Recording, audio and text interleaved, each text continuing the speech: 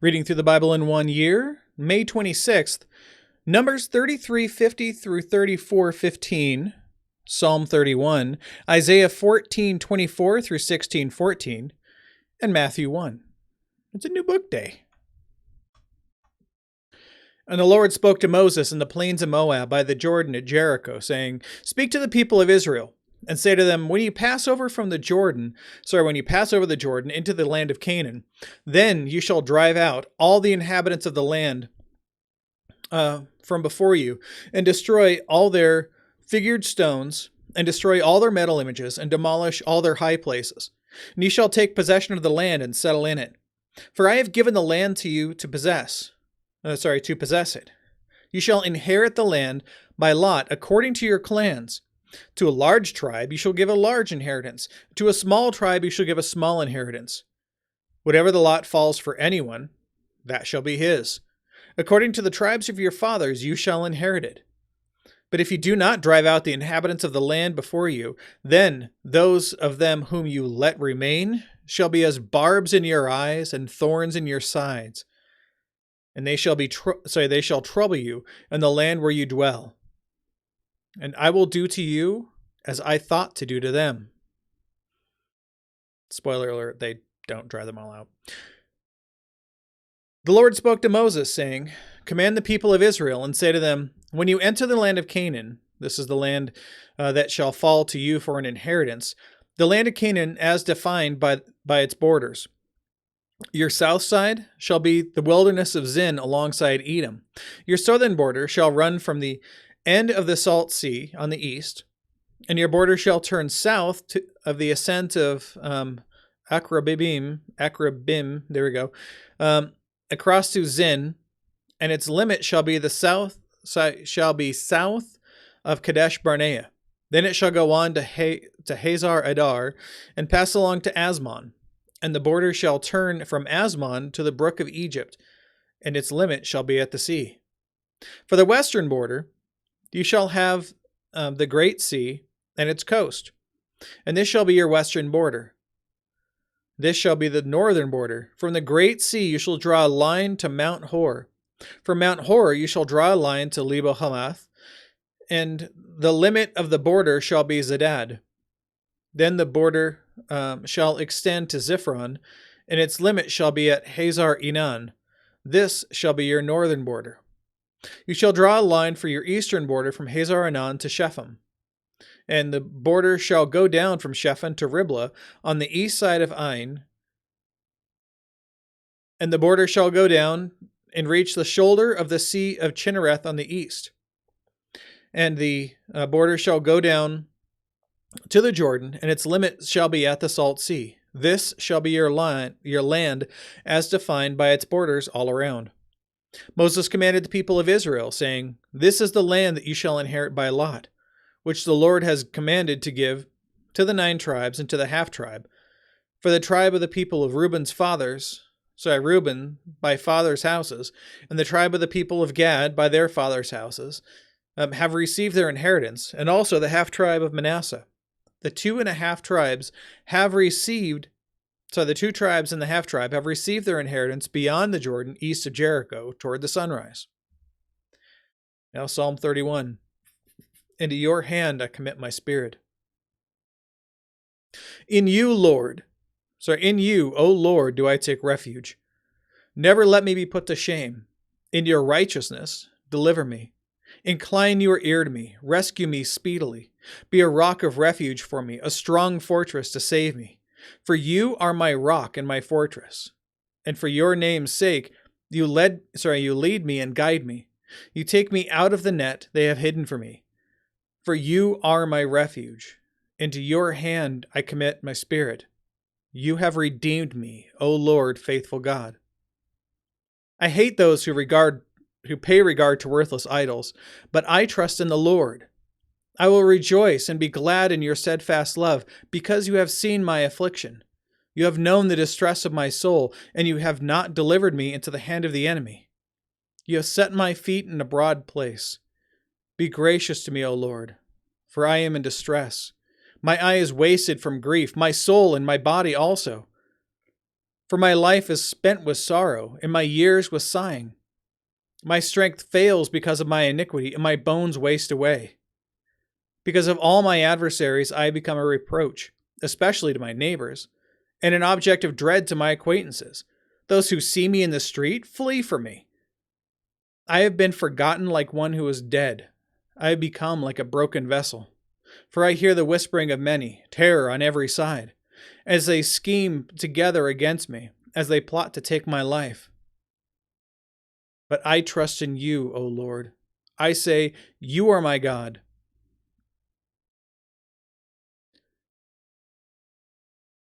My times are in your hand. I'm going to scroll here so it actually keeps up because it keeps jumping. Lost my spot. Oh, yeah. My times are in your hand. Again, times basically just means that he knows your when you were born, when you're going to die, and all the things that are going to happen in your life. Rescue me from the hand of my enemies and from my persecutors.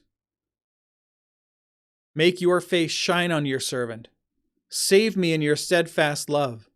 O Lord, let me not be put to shame, for I call on you. Let the wicked be put to shame. Let them go silently to Sheol. Let the lying lips be mute, which speak insolently against the righteous, in pride and contempt. Oh, how abundant is your goodness, which you have stored up for those who fear you, and worked for those who fear you. I lost my spot. Okay. And work for those who take refuge in you, in the sight of the children of mankind. In the cover of your presence you hide them from the plots of men. You store them in your shelter from the strife of tongues. Blessed be the Lord, for he has wondrously shown his steadfast love to me. When I was in a besieged city, I had said on my alarm, I am cut off from your sight. But you heard the voice of my pleas for mercy when I cried to you for help. Love the Lord, all you his saints. The Lord preserves the faithful, but abundantly repays the one who acts in pride. Be strong, and let your heart take courage, all you who wait for the Lord. Now Isaiah 14:24 through 16:14. An oracle concerning Assyria. The Lord of hosts has sworn, as I have planned, so shall it be. And as I have purposed, so shall it stand, that I will break the Assyrian in my land, and on my mountains trample him underfoot, and his yoke shall depart from them, and his burden from their shoulder. This is the purpose that is purposed concerning the whole earth, and this is the hand that is stretched out over all the nations. For the Lord of hosts has purposed it, and who will annul it? His hand is stretched out, and who will turn it back? An oracle concerning Philistia. In the year that King Ahaz died came this oracle. Rejoice not, O Philistia, all of you, that the rod that struck you is broken. For from the serpent's root will come forth an adder, and its fruit will be a flying fiery serpent. And the firstborn of the poor will graze, and the needy will lie down in safety. But I will kill your root with famine, and your remnant it will slay. Wail, O gate, cry out, O city, melt in fear, O Philistia, all of you, for smoke comes out from the north, and there is no stranger in his ranks. What will one answer the Lord? What will one answer the messengers of the nation? The Lord has founded Zion, and in her the afflicted of his people find refuge. An oracle concerning Moab. Because Ar of Moab is laid waste in a night, Moab is undone. Because Kir of Moab is laid waste in a night, Moab is undone. He has gone up to the temple, and to Dibon, or Dibon, and to the high places to weep. Over Nebo and over Medeba, or Medeba, Moab wails.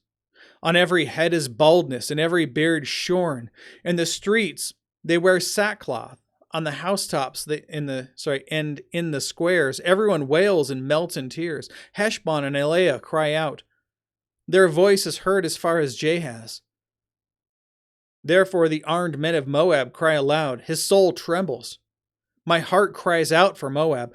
Her fugitives flee to Zoar, to Eglath Shalishiah. We're going to call it there. For at the ascent of Luhith, they go up weeping. On the road to Horonaim, they raise a cry of destruction. The waters of Nimrim are a desolation. The grass is withered, the vegetation fails, and the greenery is no more. Therefore the abundance that they have gained and what they have laid up, they carry away over the brook of the willows. For a cry has gone around the land of Moab. Her wailing reaches to Eglaim. Her wailing reaches to Beer Elim. For the waters of Dibon are full of blood. For I will bring up Dibon, even more. A lion for those of Moab who escape, for the remnant of the land. Send the lamb to the ruler of the land, from Selah by the way of the desert, to the mount of the daughter of Zion. Fleeing like birds, like a scattered nest, so are the daughters of Moab at the fords of the Arnon. Give counsel, grant justice, make your shade like night at the height of noon. Shelter the outcasts, do not reveal the fugitive. Let the outcasts of Moab sojourn among you. Be a shelter to them from the destroyer.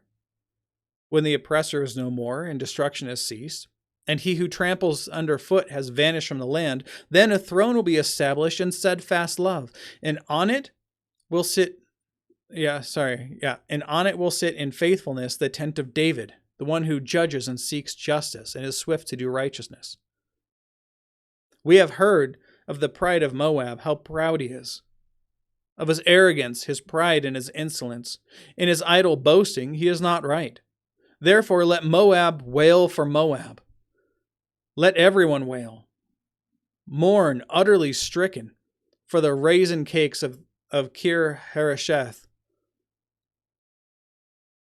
For the fields of Heshbon languish, and the vine of Sibmah.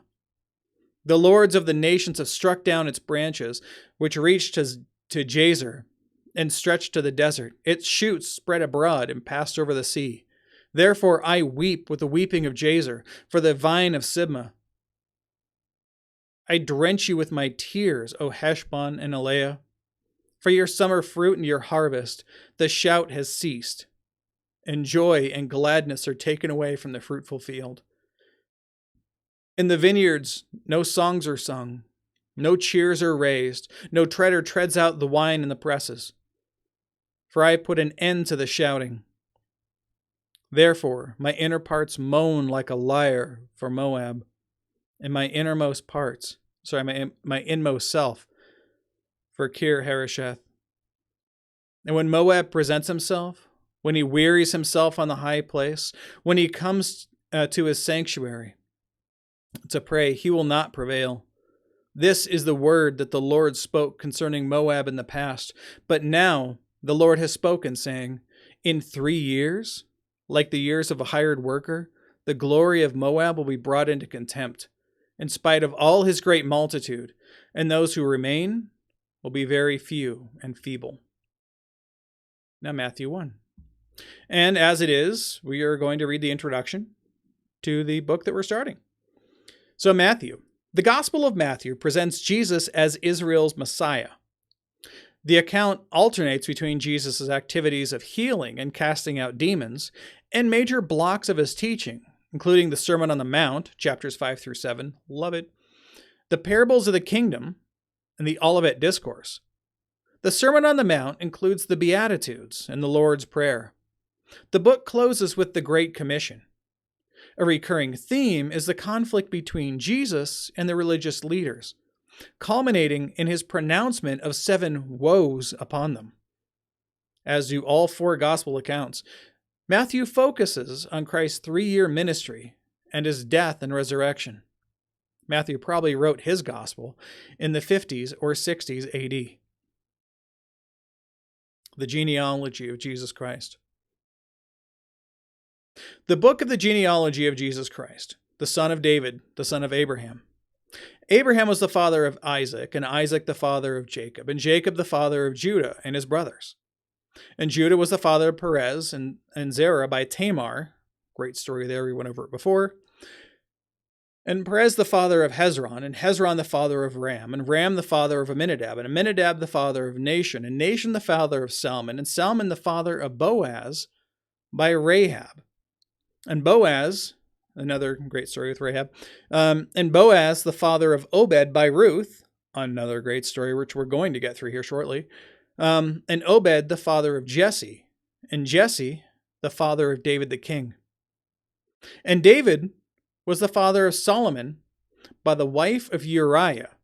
Great story there. And Solomon, the father of Rehoboam, and Rehoboam, the father of Abijah. And there's a whole thing about Rehoboam. And Rehoboam, the father of Abijah, and Abijah, the father of Asaph, and Asaph, the father of Jehoshaphat, Jehoshaphat, the father of Joram, and Joram, the father of Uzziah, and Uzziah the father of Jotham, and Jotham the father of Ahaz, and Ahaz the father of Hezekiah. By the way, that Uzziah, now we'll get there later. Anyway, Ahaz the father of Hezekiah, Hezekiah the father of Manasseh. Remember that name.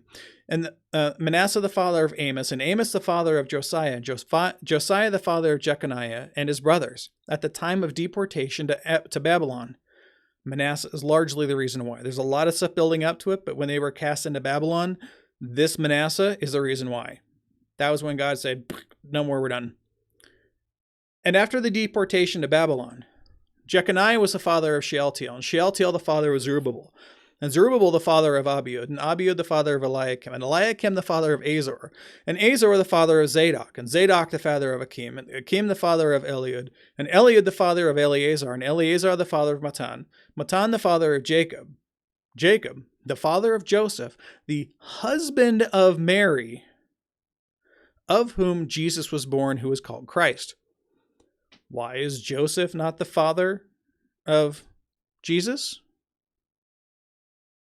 Because God is, through the Holy Spirit. So, all the generations from Abraham to David were 14 generations. And from David to the deportation of Babylon, 14 generations. And from the deportation to Babylon to the Christ, 14 generations. Now, these numbers are a little fuzzy. The term for generations, it actually skips over a few people here and there. So the point was that he was just trying to make a number, or make it seem like, a set of things. And now I'm just going to read the note on this because it'll be easier. So Matthew organizes genealogy into 3 groups of 14 to show that God has a purpose in history. The history leading to David, the monarchy leading to the exile in Babylon, and the history of Israel after the exile all lead up to and point to Jesus the Christ. Jeconiah, or Jehoiakim, is included in both the second and third groups of 14, whereas the 3 kings, Ahaziah, Joash, and Amaziah, are omitted from the second group. Biblical genealogies are selective in order to reinforce theological motifs or to aid readers in memorizing the genealogical data. Let's continue. Now, the birth of Jesus Christ took place in this way. When his mother, Mary, had been betrothed to Joseph, before they had come together, since she was found to be with child from the Holy Spirit, and her husband Joseph, being a just man and unwilling to put her to shame, literally she would have been kicked out of the community and stoned to death, resolved to divorce her quietly. But as he considered these things, behold, an angel of the Lord appeared to him in a dream, saying, Joseph, son of David, do not fear to take Mary as your wife, for that which is conceived in her is from the Holy Spirit. She will bear a son, and you shall call his name Jesus, for he shall save his people from their sins. All this took place to fulfill what the Lord had spoken by the prophet. Behold, the virgin shall conceive and bear a son, and they shall call his name Emmanuel. We read that a few days ago, which means God with us. When Joseph woke from sleep, he did as the angel of the Lord had commanded him. He took his wife, but knew her not until she had given birth to a son, and he called his name Jesus. Behold, the word of the Lord.